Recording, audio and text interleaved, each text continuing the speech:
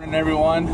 It is 7:49, but technically it's 6:49 because of daylight savings time. And I'm just driving to the shop where my engine is to load that up into Brandon's truck and all the parts that come along with it in this thing. Hopefully, I already have a freaking car full in this. And make the trek home back to Alberta.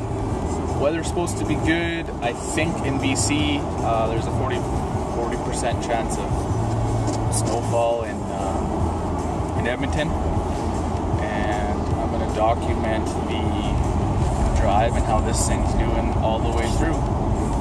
So yeah, hopefully you guys have a good morning, and I'll talk to you throughout the day. Just left Cranbrook, got my engine in Brandon's truck ahead of me here. It's probably the first and last time his Ford F-150 will have a 2J in it. And yeah, it's been fun in the car so far. Probably a total of 5 hours in it so far, maybe 6. And we've been on the highway for about 20 minutes. And very, very quiet car, very comfortable. I don't feel the road like at all. Lots of power on the highway.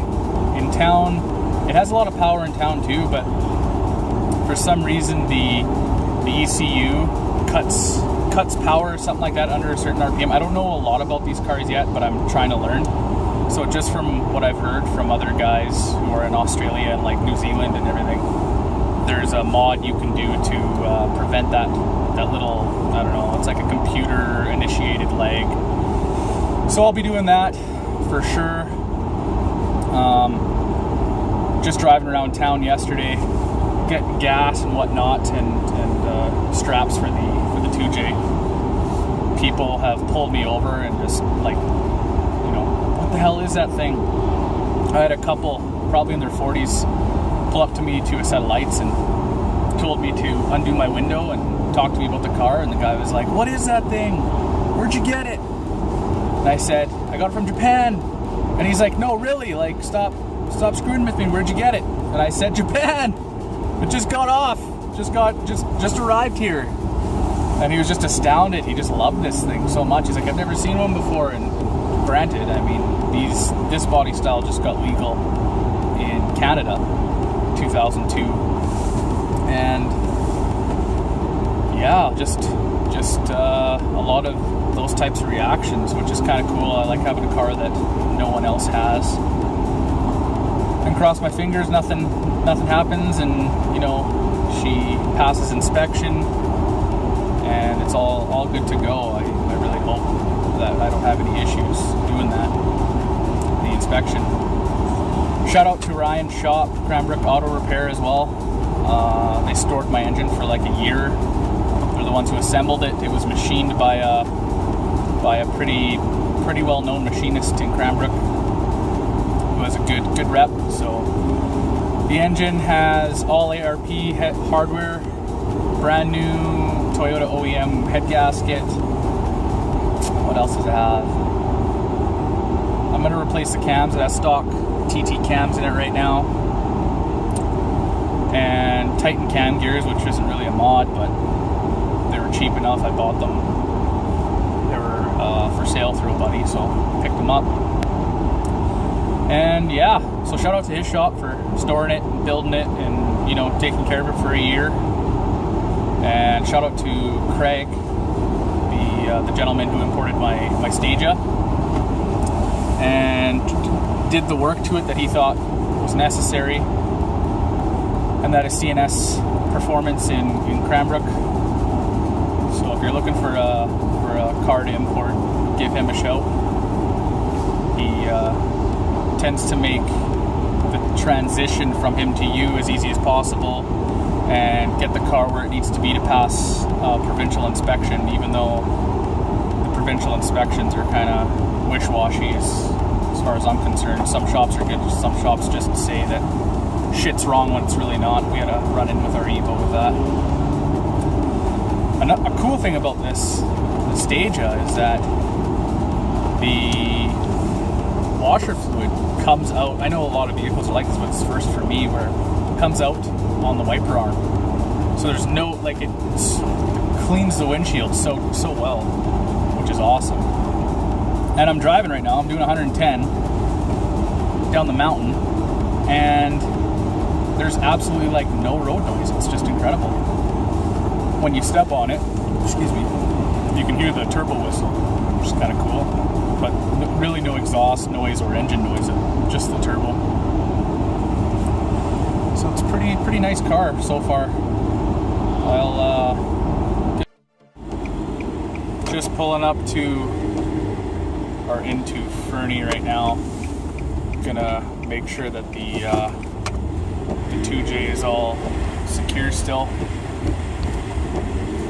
And I just want to point out that if you're getting a right-hand drive car and you're from the States, just be aware that the radio only goes up to like 87.9, which is where like pretty much our radio frequencies begin.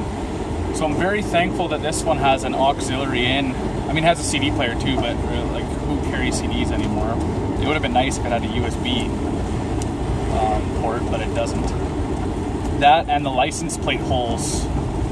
For North American vehicles, the license plate mounting holes are farther apart than the Japanese. So on the back, there's only one bolt holding my license plate on right now.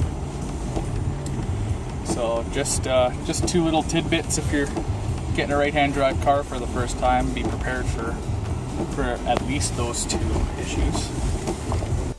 At the gas bar, here's the Stagea. It's getting pretty dirty.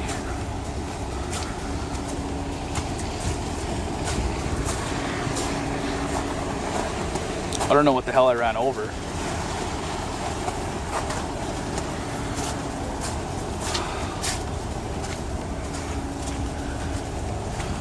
The 2J is secure-ish.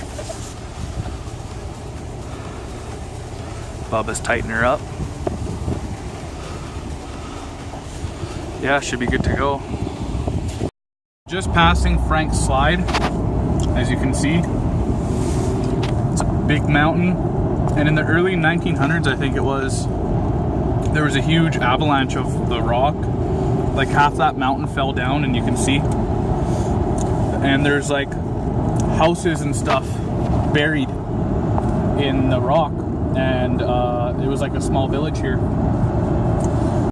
So we're about 20 minutes or so outside of Calgary, and the car's been awesome. Has awesome passing power, and it just remains so smooth and awesome. I really can't see it failing the inspection for anything, so fingers crossed for that.